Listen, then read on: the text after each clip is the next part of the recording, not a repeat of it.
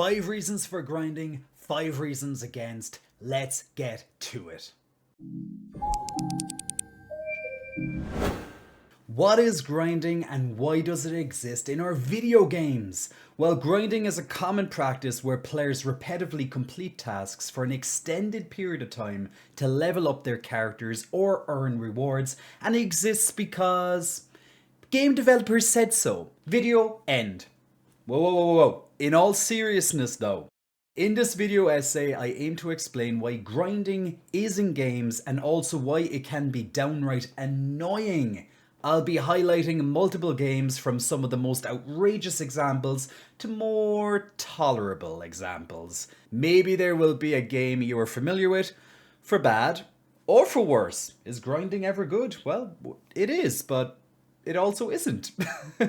My lovely unicorns, you're very welcome to my channel. My name is Jay. I'm your very humbled and grateful host. Thank you for joining me today. I've been playing video games for over 30 years. Some may say 30 years far too long. I'm aware, I think. But that is a topic for another video. In that time, I've experienced a true sweaty gamer grind and other times a more pleasurable experience. Grinding is incorporated in game design by their principles and for player engagement. So let's dive into that grind. And to help to have a steady flow for this topic, I'll be dividing this into 5 reasons why grinding exists and 5 reasons against it, as if I was having a well thought out debate with the other voices in my head. Let's get to it.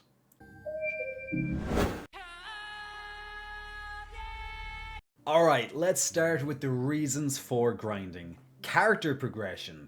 Grinding allows players to level up their characters, acquire new abilities, and improve their stats, enhancing the gameplay experience by giving a sense of accomplishment and progression. An easy example of this will be from single player RPGs like Skyrim or to MMORPGs like World of Warcraft. Resource acquisition. In many games, grinding is necessary to accumulate resources such as gold, items, or materials needed for crafting, upgrading gear, or purchasing important items. This resource management aspect adds depth to the gameplay and can be a core pillar in the overall game design, from Sims games like Stardew Valley to survival like Palworld. Resource acquisition can be a fundamental part to any game experience. Challenge preparation. Grinding can be essential for preparing for challenging encounters such as tough boss fights or difficult dungeons. By grinding for experience to level up and invest in stats or better equipment, players can better equip themselves for upcoming challenges or essentially outlevel a challenge to lessen the difficulty, possibly by killing the boss faster or having more health to allow for more mistakes to be made. This can be seen as a viable tactic to overcome a lot of encounters in RPGs, particularly in open world games like the latest in the Zelda series, Breath of the Wild and Tears of the Kingdom. Exploration and discovery. Grinding can encourage exploration of game worlds. It can unlock achievements and uncover hidden secrets along the way. Players may need to grind to uncover or unlock hidden or optional areas, find rare items such as low drop chances from monsters, rewarding thorough gameplay. This can bring around many bragging rights in communities, or have people write guides for some of the more obscure secrets, particularly on new releases. Sometimes when grinding, you may need to go back to a previous area and stumble across a new path or found a key to unlock a door you may have forgotten about. Being the first to discover something in a game is always met with a lot of prestige. Secret locations thrive in the Souls series, or these can be included highly optionally, like the Monster Coliseum in Final Fantasy X, where you need to capture 10 of every monster to unlock variations and the original creations in the Coliseum, and then use them to farm spheres to power up you for the Dark Aeons and ultimately penance. Extended gameplay. Now this one can be seen as a more contentious point, as it can be seen as a positive or negative. Then again, any of these points can have people nodding or shaking their head in disapproval. Either way, you can be assured I have this in the against section as well coming up next too, but I have termed it time sink. Words matter, people. Grinding extends the lifespan of a game by providing additional content, which you can go well beyond the main storyline, meaning many hours after the main narrative has been wrapped up. This can be especially appealing for those who enjoy the gameplay mechanics and its world and want to continue playing. This could, for example, unlock a super boss, which is seen in plenty of JRPGs like the Final Fantasy series, with the previously mentioned Penance, or even something like Octopath Traveler 2. And for those who classify themselves as completionists, it means experiencing everything the game has to offer, which could add dozens or even hundreds of hours of additional gameplay.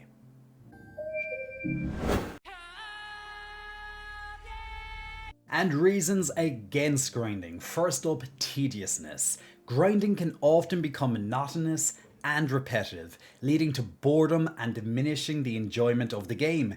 It's at these times that I put on music or YouTube on my second screen to cope when the grind becomes too tedious. For me, this usually happens in ARPGs like Diablo series, going from pack to pack of monsters. Doing the same tasks repeatedly without much variation can feel like a chore rather than an engaging gameplay experience. It can often feel like a needlessly padding and sour the perception of the game. Sometimes a game may not be as grind intensive until it comes to the end game activities or achievement hunting or even being a completionist, such as in Monster Hunter World, where the main story could be 50 hours ish to finish, but the completion could be a few hundred, or Kingdom Hearts 1 or 2 until you want to fight Sephiroth and must tediously grind out all the items needed to craft the best weapons or experience, or completing the 100 floors of the Demon Shaft in Dark Cloud.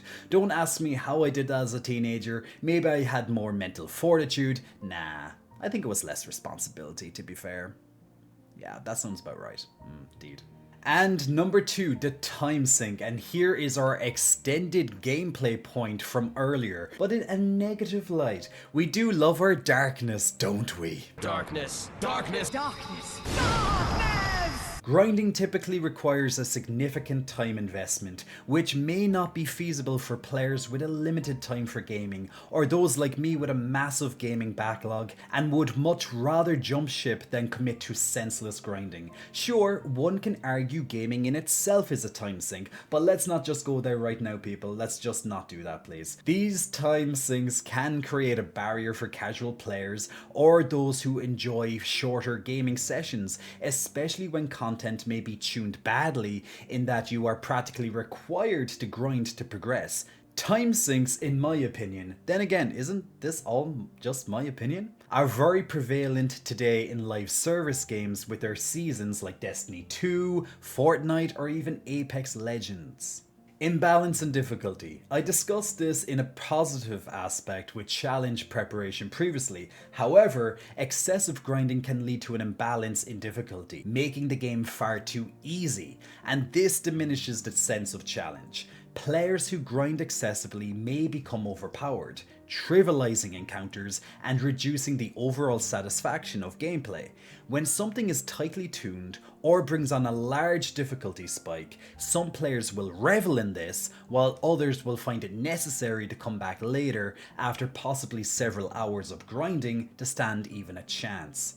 I'm just going to throw out a few examples here of where I personally faced this in some of my gaming history, such as in the Tales series in numerous titles. I'm not even going to go into it. Final Fantasy 3 had strange area difficulty spikes. Shin Megami Tensei's games such as Nocturne's Call with the Matador boss early in the game had me stuck for ages. A more recent example would have been Persona 5 Royale, for example, on the Okamura fight. And then I find myself going back, maybe grinding for an hour or two of previous mobs in that dungeon, and if it's a time limit game like Persona 5 can, if you don't have a previous save outside of the dungeon, you may not even be able to grind before that boss, so you may need to end up going right back to a previous save if you can't reset the dungeon. It really depends on the game. So yes, this can absolutely lead to some absolute huge gamer frustrations.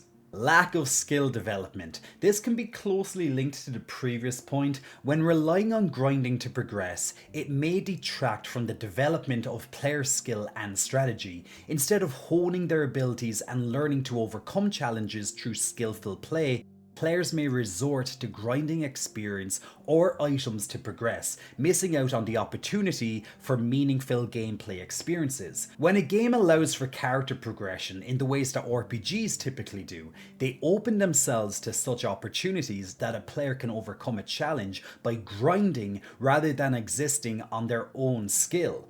Take a game like Deus Ex, for example, versus The Division, when Ubisoft sprinkles its lovely grindathon all over it. The path of least resistance is often travelled. Pacing disruption. Grinding can disrupt the pacing of a game, slowing down progression and hindering the narrative flow in some cases. Players may feel disconnected from the main storyline or lose interest in the overarching plot if they spend too much time on unrelated tasks, or if an arbitrary power level or player level is needed before they can unlock the next step in progression. This can be seen in titles such as Lost Ark or some of the more recent Assassin's Creed titles. So there we have it, my lovely unicorns. 5 reasons why grinding exists, its applications in video games we may love or hate, and 5 reasons why grinding can be a no-no. I hope by showcasing and presenting the video this way, it highlights the reasons and various considerations game developers must take into account when implementing grinding mechanics in our video games. Some players may love a good grinding session, and many do, while others may put down the controller long before they should out of frustration or even boredom. If I was to have a final conclusion on this topic, I would state that while grinding can enhance certain aspects of gameplay, its best practice would be to balance its inclusion to ensure it contributes positively to the overall gaming experience and not draw away from it by having it as a chore.